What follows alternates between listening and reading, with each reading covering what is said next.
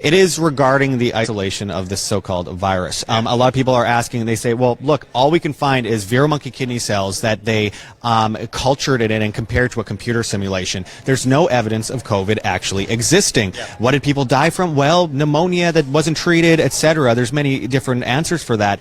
But what do you say to those that say the premise is wrong, there is no COVID? Can you go into that a little bit? Yeah, well, let's be really clear.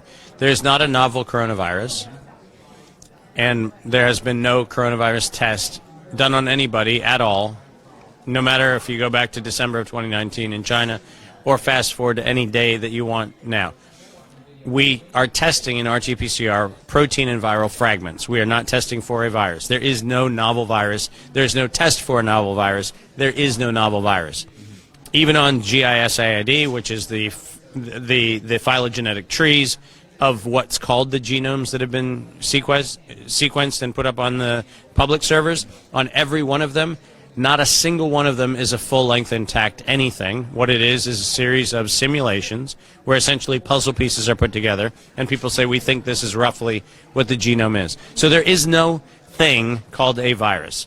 Equally, there is no thing called COVID-19. It's a set of symptoms. It happens to be a catch-all that includes influenza-like illness, and it has idiopathic pneumonias and a bunch of other things.